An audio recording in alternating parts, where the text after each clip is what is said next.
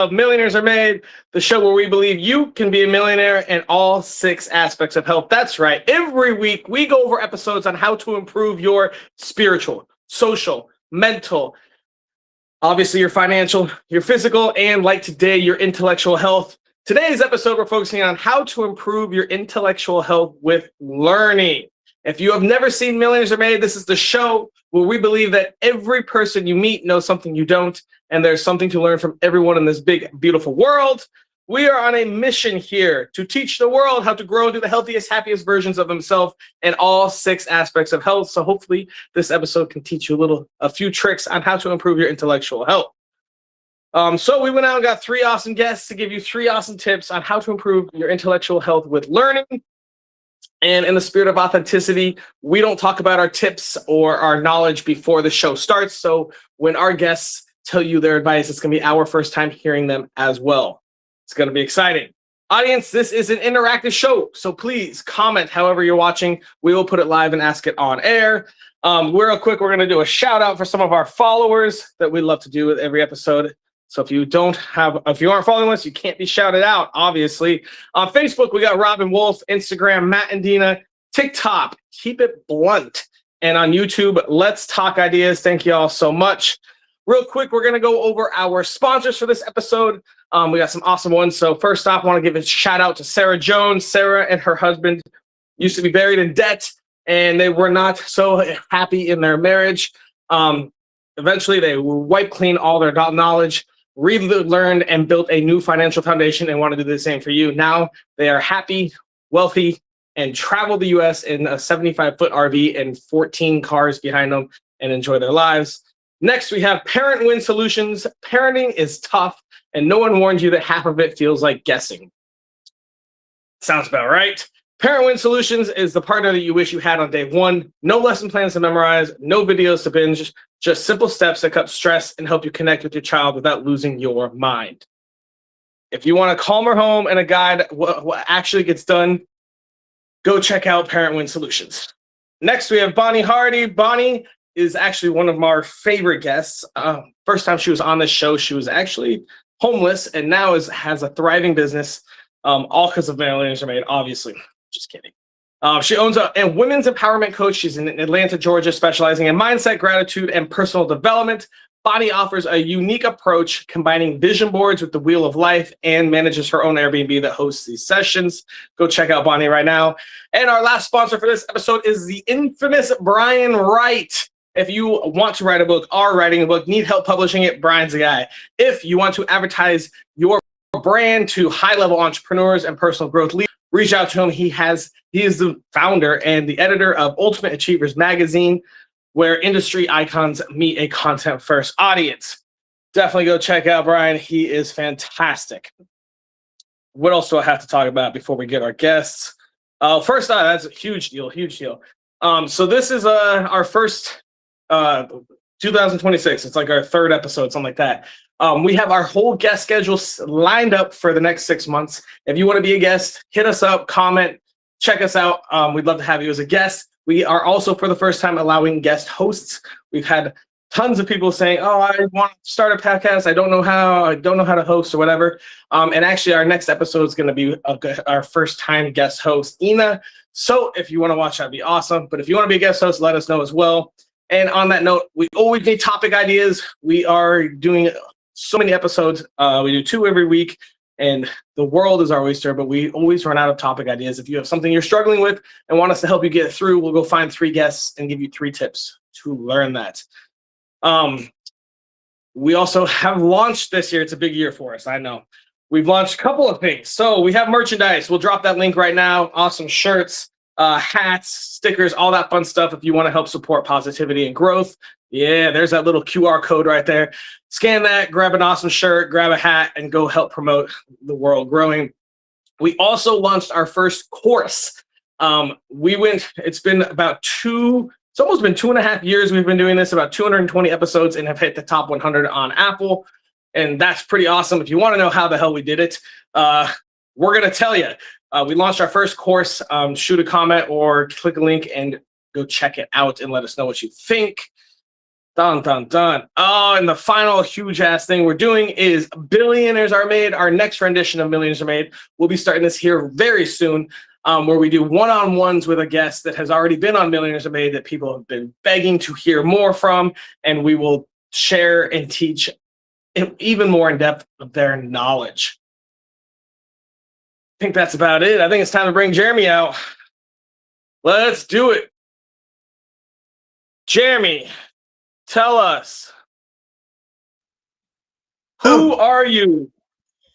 Hi guys, Jeremy Roadruck, founder, Lead Like a King, men's consultant. I divorce-proof marriages for guys 40 plus who are in business. A lot of complexity, a lot of unpleasantness, and it doesn't have to be that way. So if you're not getting the delight, if you're struggling in a silent marriage, if you're getting the silent treatment, if you feel like a ghost or a guest in your own home, we should probably talk, turn that stuff around fast. I've got some guaranteed solutions, in fact. So yeah, that's me, Kung Fu master, hypnotherapist, like tons of things I've done over the last few years. Bulletproof marriages. I like that. All right, Jeremy, I've got a very important question for you. If I wanted to improve my intellectual health with learning, what tiny piece of advice would you give me? I would say think of learning like a barrel of monkeys, because the barrel of monkeys have hooks at the end, they connect together. Okay. Tell me more. Yeah, so I was waiting for that. So the idea of the barrel of monkeys is this. When you are learning things, you already have a knowledge base inside your head. You already have things that you know. So adding new stuff into it sometimes contradicts. So what you want to do is create those hooks. How is this similar to? How is it kind of like what you already know? And when you do the kind of like, at the same time, you create a different than, or it's not like. And so you create two different attachment points to this new piece of knowledge. It's kind of like this, but it's not, because it's also like that. And now you're creating nodes, because the way our brain works is we have, you have a neuron runs out this way, connects to other neurons. It's a network. And so it's, how do we create connection points? Similar to is a connection point.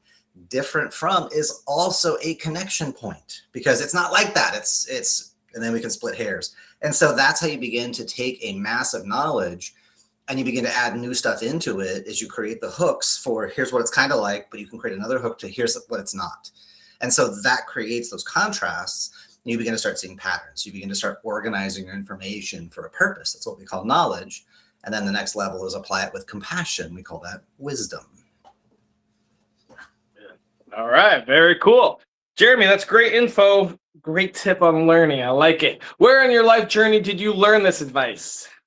I grew up scattered, and what people say is one thing, what they mean is a second thing, and what they do is a third thing, and maybe they don't relate to each other. And so people were very inconsistent bags of squishy meat. And I had a really hard time understanding, how does this stuff go together? And so I began to start separating out and going, well, this is kind of like this, but it's not. And so it was a lot of lived experience and a lot of cross-contextual, basically research as a kid, going and reading books, history, religion, philosophy, culture, and just absorbing as much as I could. And how does this stuff relate? Because all of human history is made by us as human beings. So what are the commonalities? And that's how we began to start kind of linking it together. And then of course, when I started Kung Fu at 20 and started like teaching is when it like amplified, because I got all these different personalities, learning styles, lived experiences, cultures, races, creeds, philosophies. I got this cauldron of just people to play with, and we're all there to like learn how to stop violence, learn how to get stronger, learn how to defend our lives and the lives of others.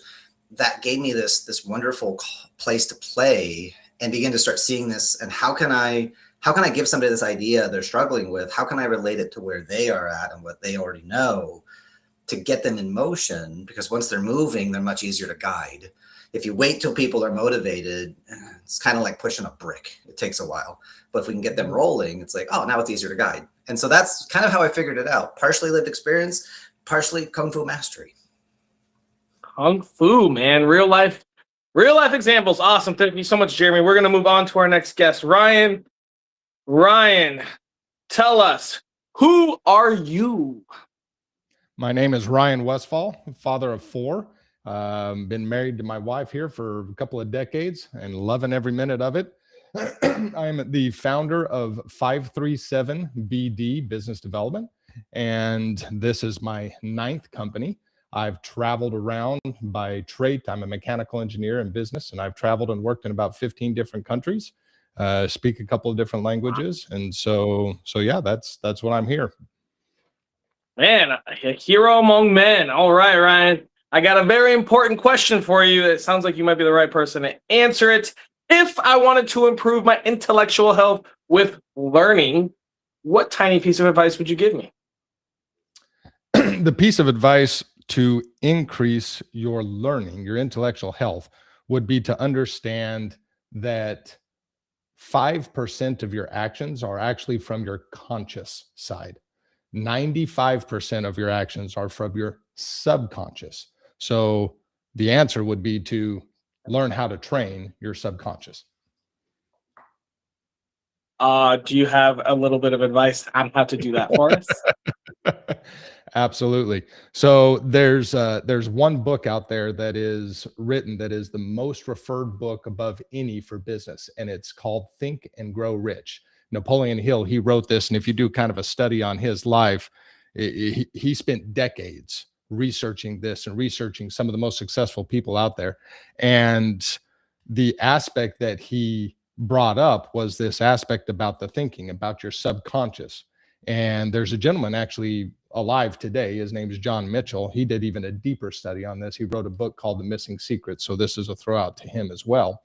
But as you understand that 95% of all your actions are subconscious, and then understanding how to influence that, you'll be better off in influencing your subconscious than you will trying to improve your conscious thoughts, so to speak.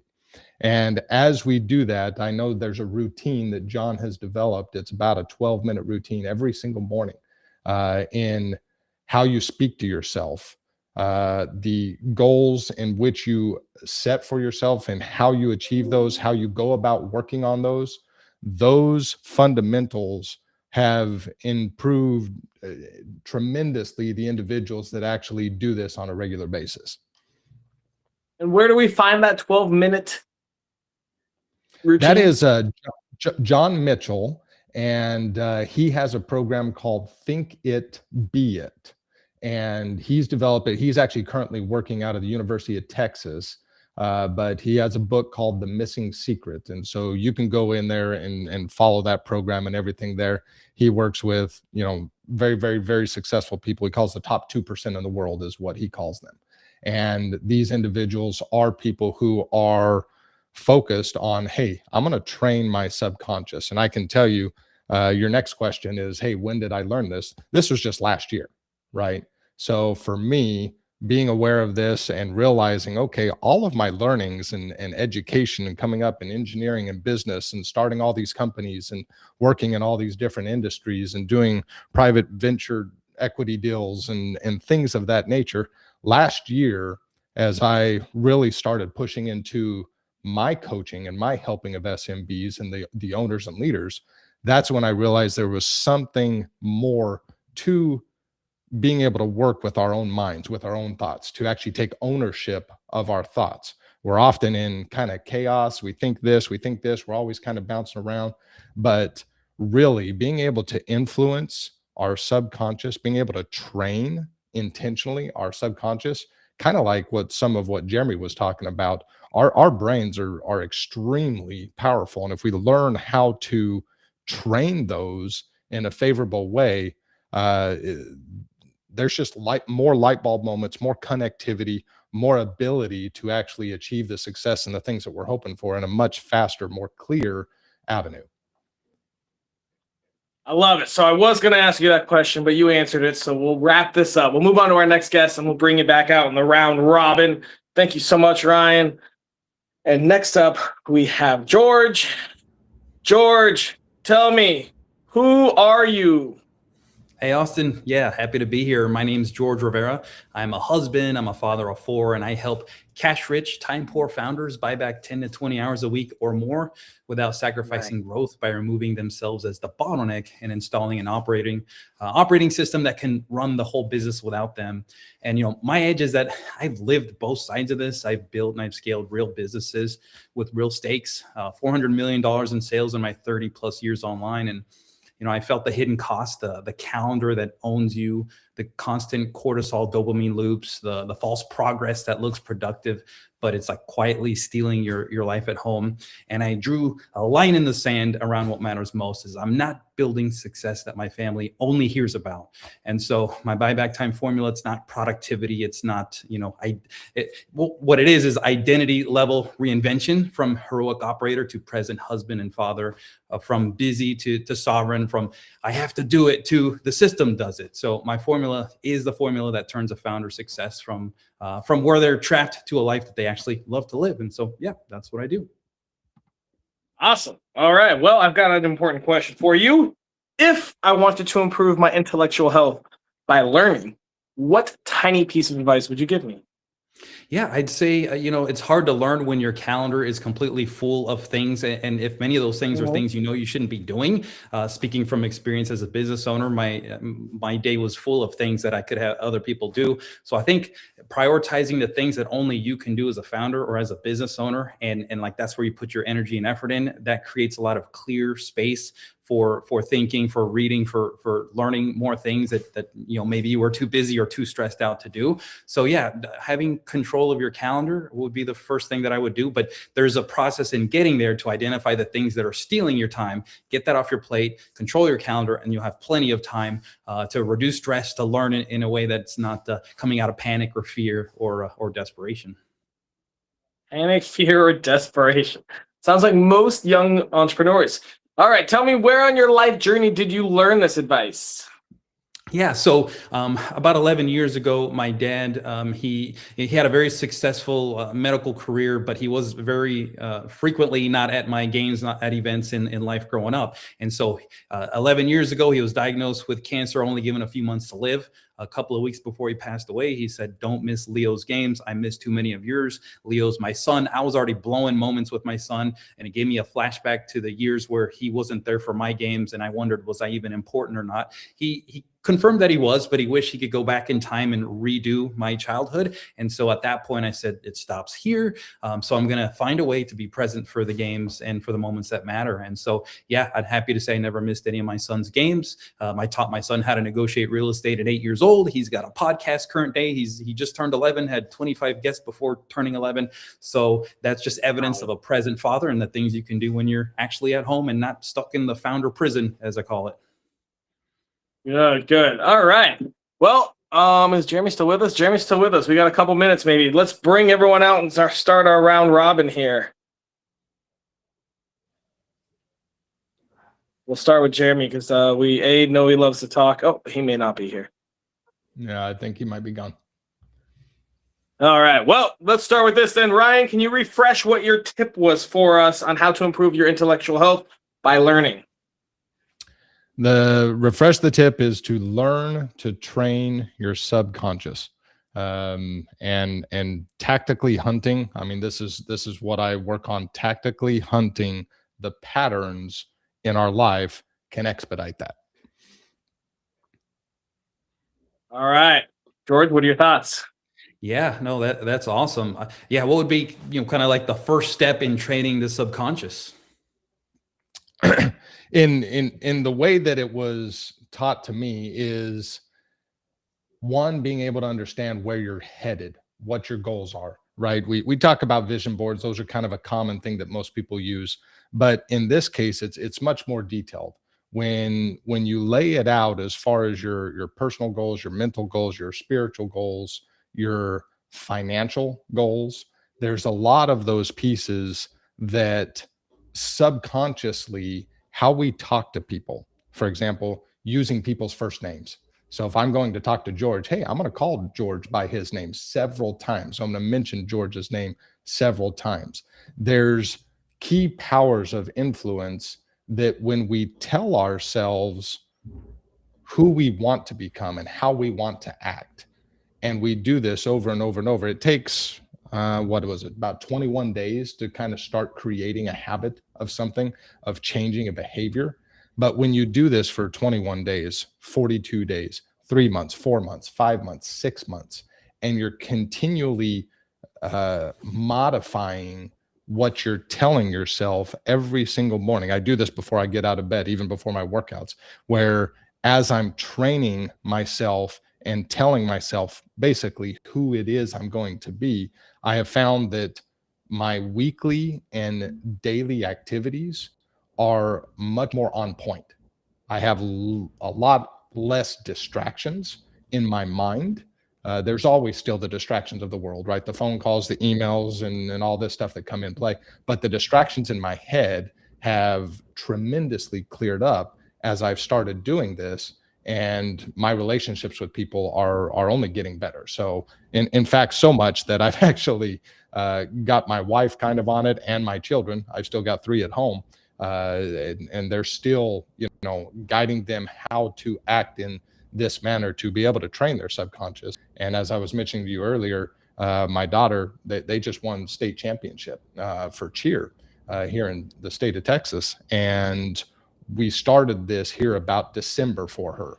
And so there was about a 1-month run that even implementing this for her had a huge effect on her own personal calmness, her own ability to be able to perform. And then it had a rippling effect into the team that was, training your subconscious is extremely, extremely powerful. Nice. Oh, So let's take the next few minutes and talk about kind of 2 things we brought up, right?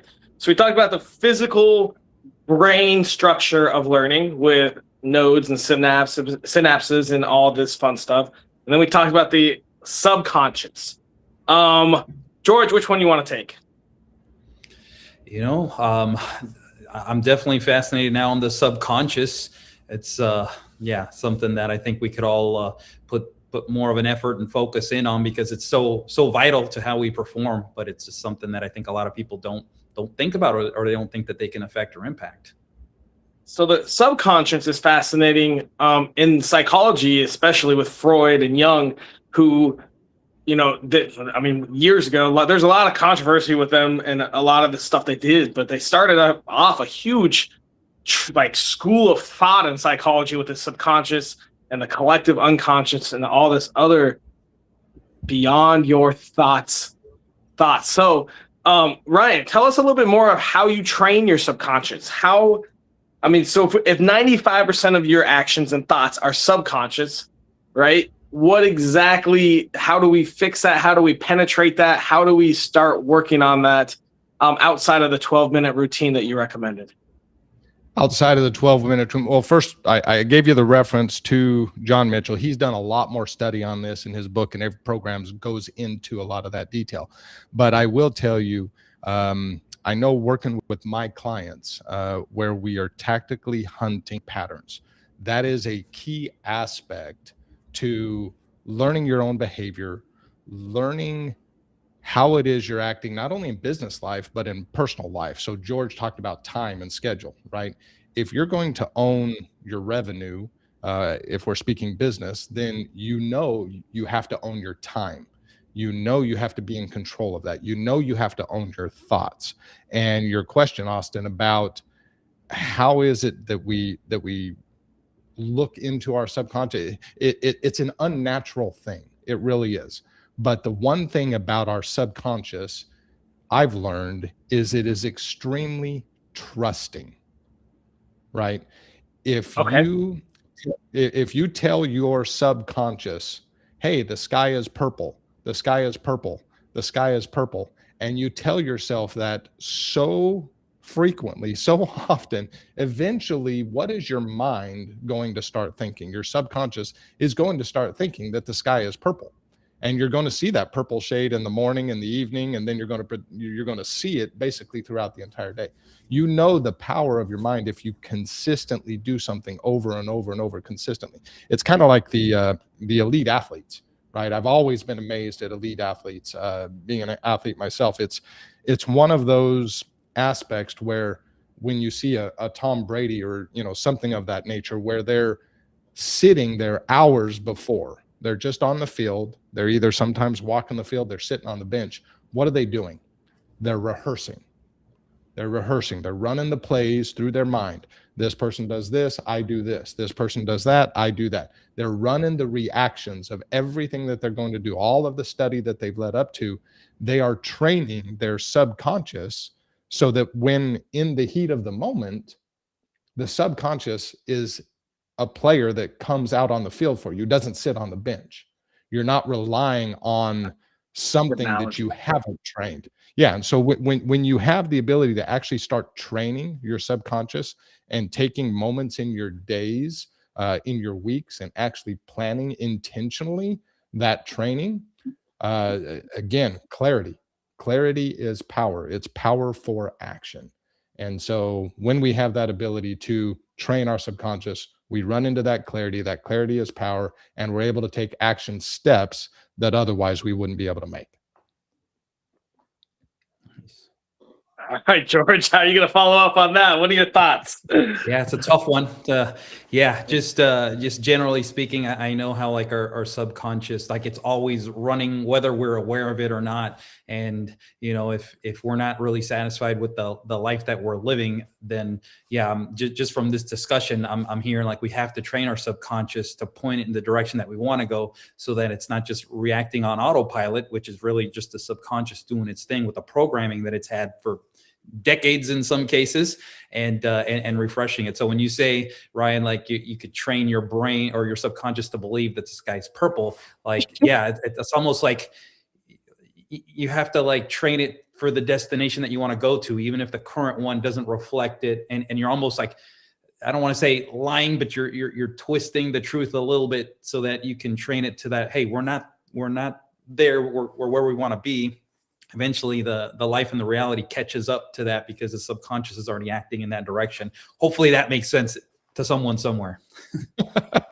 Well, you use the term, George, autopilot, right? That's really what our subconscious is. It's our autopilot, and it affects how we react in our relationships. It affects how we view things. We use the term brainwashed with people, right? Hey, this person was brainwashed to believe X, Y, Z. Well, that's really because they're subconscious. They just naturally believe X, Y, Z because they've been told it over and over and over and over and over again that that's the way they see things.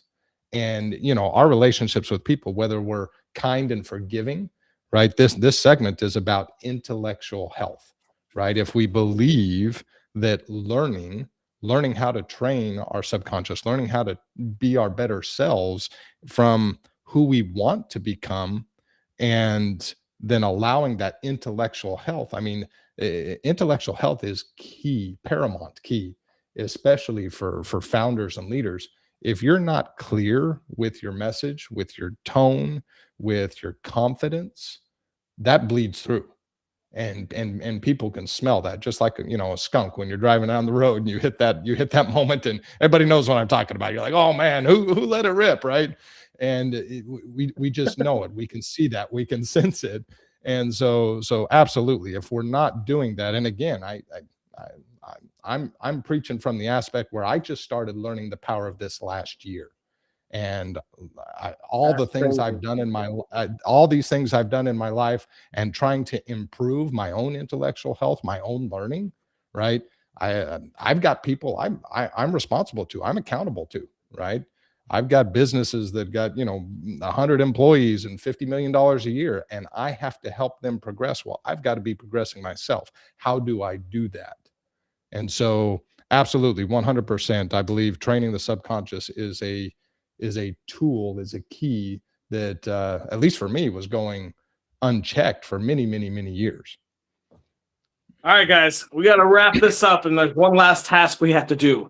We must come up with our daily challenge. This is a task or series of tasks that takes less than 5 minutes a day that can help us improve our intellectual health with learning. What ideas do you guys have? Well, yeah, I'll just briefly go here first. So yeah, my suggestion was to clear the calendar, and usually it's a bit of a longer formal process, but since we're trying to keep it to 5 minutes, likely whoever's listening who's like, I love the idea of clearing your calendar. Well, you likely already know there's a number of things that you're doing in your business that you shouldn't be doing. You probably don't need to audit your time to like figure what that out, what that is.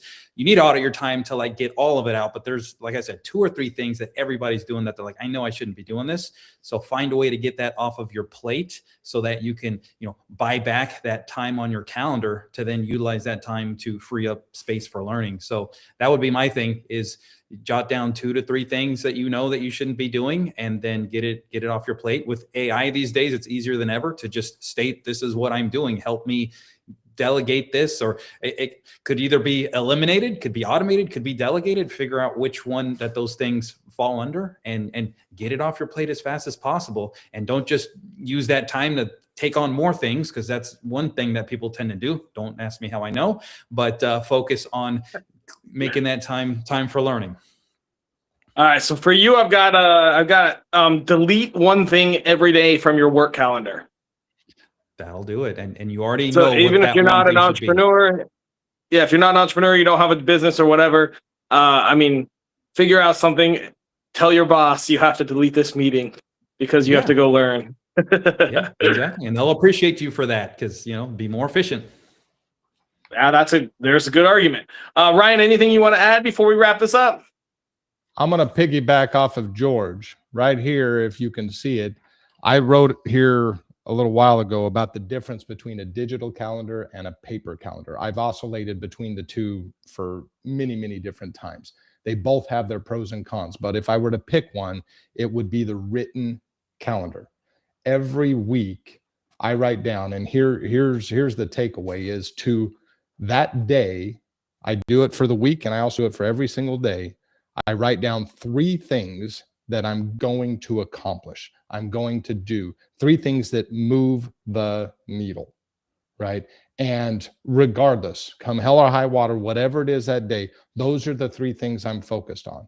If I don't get other things done, that's fine. But these are the 3 things I focus on.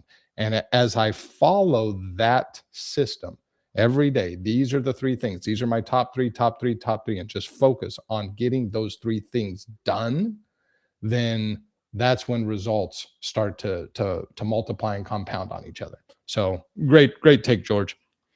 Yeah, love that, Ryan. Awesome. All right, guys. Well, we got our daily challenge. We've come what we got to do. So I'm going to put y'all backstage and wrap this up. Thank you so much for coming out. And thank you guys for watching another episode of Millionaires Are Made. We learned a lot about the unconscious and subconscious, actually, and how to learn and make decisions. I learned a little bit of how the brain works with dendrites and synapses and all that fun stuff. It's basically just a giant, oh man, how many neurons do we have? Like billions, if not trillions, tiny little cells up here that all spark along how to learn and what to do. And so when you learn, you're actually rewiring them to shoot their little messages differently. It's fascinating. We kind of have 2 sides of psychology. There's a biological side, and then there's the theory side with Jung and Freud and all their subconscious beliefs. Man, we could have done this episode for a long time. It spurred a couple of doing learning, some type of learning in the future, because we got some more to go on this. Never forget, and hopefully you guys had a great time, but never forget that Millionaires